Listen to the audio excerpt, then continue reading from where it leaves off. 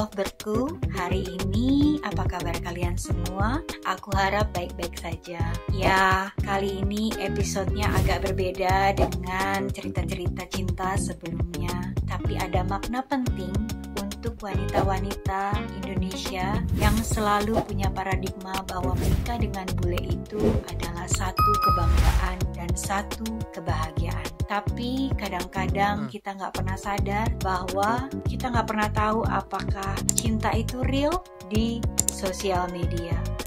So, kali ini aku mau mengenalkan cerita tentang sebuah kisah wanita yang kena love bombing dan penderitaan yang begitu panjang. Semoga menginspirasi dan kalian juga tahu apa itu love bombing.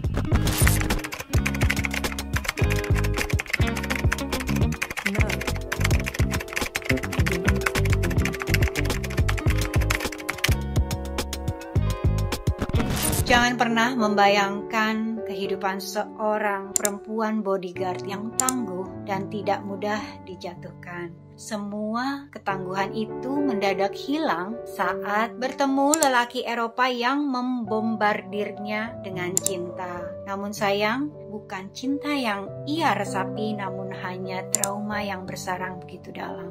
Devi tidak pernah menduga akan menikah dengan seorang lelaki UK, lelaki manis dan cute yang menyapanya di sosial media bak seorang pangeran berhati emas. James, nama laki-laki itu, datang dalam hidupnya, menata sikap, merangkai kata, memujinya hingga membuat kepayang. Bagi gadis muda yang belum pernah mengenal cinta, kehadiran James bak air di tengah Sahara begitu menyejukkan jiwa mudanya yang kerontang. Apakah ini tabiat postkolonial yang mewabahi masyarakat yang dijajahinya kah? Seolah-olah nalar kritis sebagai manusia merdeka mendadak hilang. Pasca lelaki Eropa Barat itu serupa kaum kolonis hadir, lalu membanjiri dengan kata-kata cinta, janji-janji, dan pujian-pujian. Tapi bagi Devi yang baru pertama kali jatuh cinta, semua yang dilakukan James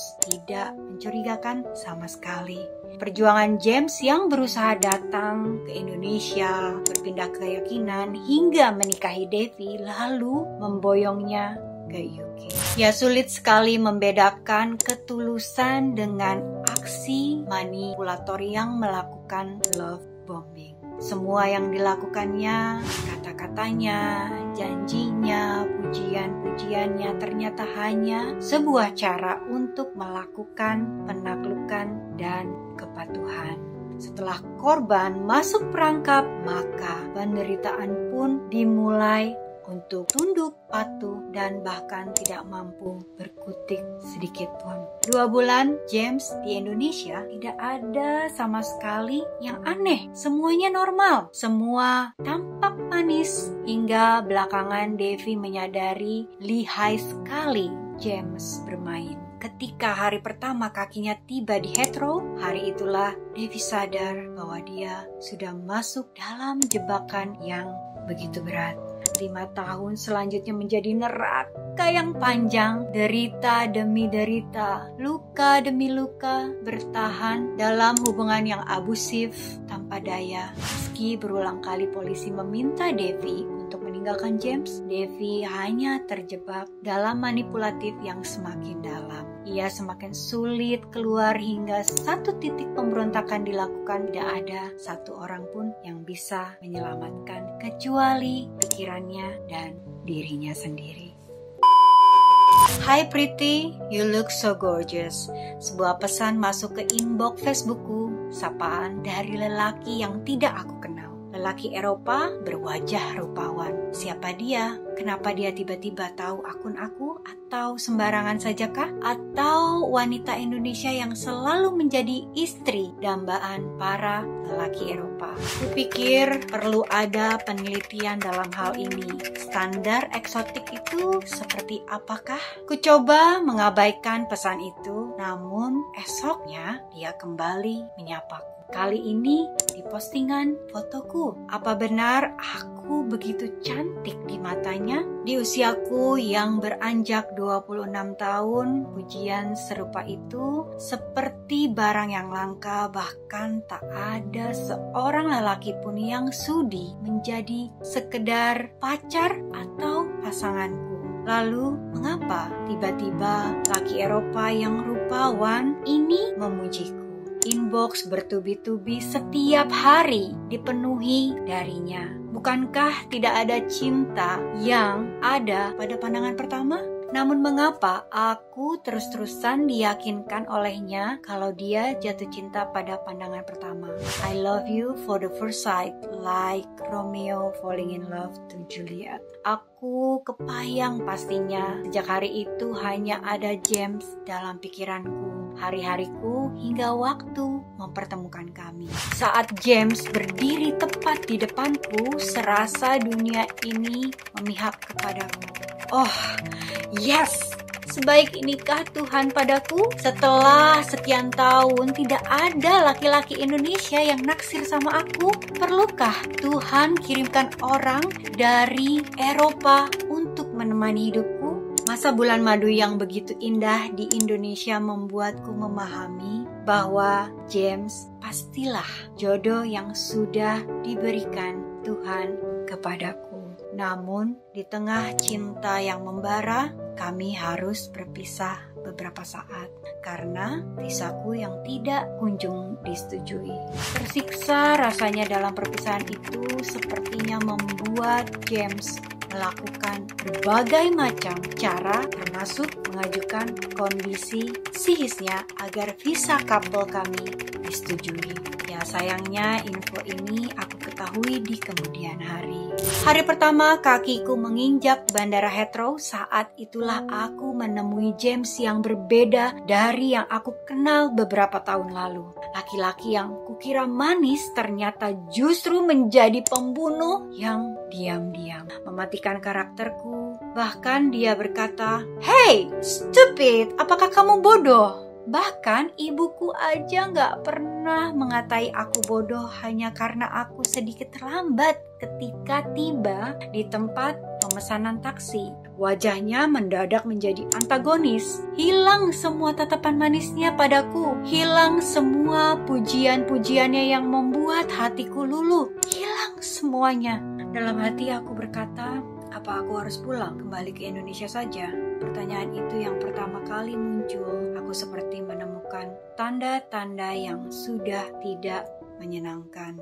Aku seperti segera dikubur hidup-hidup. Aku seperti menemukan dua orang yang sangat-sangat bertolak belakang saat aku bersama James di UK. James, aku perlu pakaian dalamku. And what he said? No budget. James, aku gak bisa makan roti, aku mau makan nasi. Expensive. Jadi apa yang boleh aku minta? Nothing. Gila, dikira aku budak ya yang didatangkan dari negeri jauh, tanah Sangkuriang, lalu dijadikan Dewi Sumbi yang hilang pesona. Tidak ada seorang pun yang menolongku. Bahkan mertuaku pun memusuhi aku. Dia juga menentang habis-habisan pernikahanku dengan James. Kamu gak pantas ya minta apapun pada anak aku. Menikahimu hanya uang rugi. Ya begitulah kira-kira terjemahannya. Jadi malam-malam tidurku gak pernah lelap. Aku selalu menangis. Tapi ada bayi dalam tubuhku hasil pernikahan di tahun ketiga yang sangat berat. Setiap kali aku telepon mamaku, aku bilang sama mamaku, "Mama, bantuin teteh. Berat pisan mah di sini." James sering banget kasar sama teteh. Tapi mamaku selalu bilang, "Teteh kudu sabar. Pernikahan memang begitu, teh. Sabar ya." Ya, mengadu pada keluargaku di Indonesia sepertinya hanya perkara yang percuma. Entah mengapa budaya timur terlalu kental dengan patriarkal. Seolah-olah perlakuan kasar suami kepada istri itu perihal yang normal. Tidak, ini tidak sama sekali normal. Kekerasan dalam rumah tangga bukan hanya kekerasan fisik, namun kekerasan psikis yang bahkan finansial jauh lebih menyakitkan. So, anakku yang bernama Rapunzel kadang selalu bilang, "Daddy, let's go." Dia berdiri di samping James saat kami berencana keluar rumah untuk berbelanja makan. Dan kalian tahu, James berkata, "Wait, aku memperhatikan kebiasaan James yang selalu aneh setiap kali hendak keluar rumah. Dia seperti terserang anxiety disorder. Tahu apa yang dia lakukan? Setiap kali kita mau meninggalkan rumah, dihitungnya berulang kali jendela, pintu, kamar, dapur, apa semua sudah terkunci dengan baik. Bahkan 1 sampai 15. Dan apabila dia sudah terusik, dia akan mengulang hitungan itu mulai dari 1 sampai 15. Saat itu aku semakin paham, aku sudah menikahi lelaki yang punya luka batin yang sangat dalam. Tiada hari tanpa kemarahan James, namun hari ini lebih menjadi hanya karena aku tuh gak mau datang ke rumah ibunya. Pekerjaan rumahku saja sudah begitu banyak, ditambah lagi aku harus ke rumah mertuaku hanya untuk mencuci baju. Apa iya dipikir aku ini dinikahi untuk cuma dijadikan asisten rumah tangga? Masih jelas teringat bagaimana kondisiku yang jet lag sampai di Inggris harus menggerus pakaian di rumah mertua aku. Kali ini aku menentang. James, aku bilang, aku lelah. Lalu dengan berani aku katakan, kau aja yang ke rumah ibumu. Tahu apa yang terjadi? Benar saja dia murka dan marah besar. Itu gelas yang besar dilemparkan sampai mengenai kakiku. Luka menganga membuatku harus segera dibawa ke rumah sakit dan lalu dijahit 6 jahitan. Hari itu di rumah sakit dia hanya ngomel-ngomel dan tetap menuduhku yang bersalah karena sudah membuatnya marah. Ini sudah kali ketiga. Apa Anda masih bertahan dengan pasangan yang abusive ini? Kami sudah lelah bolak-balik untuk mengatasi masalah ini. Polisi itu menatapku dengan marah. Mungkin baginya aku hanya perempuan yang sudah dikerangkeng cinta, sehingga tidak mampu memilah mana yang baik dan tidak baik dalam hidupku. Bukan begitu, aku gak mau anakku tumbuh dalam keluarga yang gak lengkap. Di negaraku, anak-anak broken home selalu membuat masalah. Oh ya, Anda perlu tahu ya, anak-anak itu lebih baik memiliki keluarga broken home daripada menerima luka dan menormalkan perilaku buruk orang tuanya. Ini pengaruh buruk dan akan menjadi masalah besar bagi anak Anda saat dia dewasa nanti. Aku terdiam mendengarkan pernyataan polisi. Benar, tidak ada yang salah dari kata-kata itu. Pernikahan yang seperti neraka itu justru mewariskan luka yang panjang bagi Rapunzel. Apa yang dikatakan polisi padamu? Apa kamu mau meninggalkan aku? Atau kamu menjadikan ayah dari anakmu menjadi kriminal? Tanpa aku, kamu tuh akan dideportasi ya, ingat itu. Lagi-lagi James mengancamku, dia tuh tahu kelemahan aku.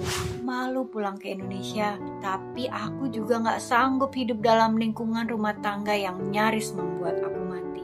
Apa Anda menunggu mati baru Anda sadar? Suami Anda itu sakit jiwa. Semua kata-kata polisi itu terngiang-ngiang di kepalaku.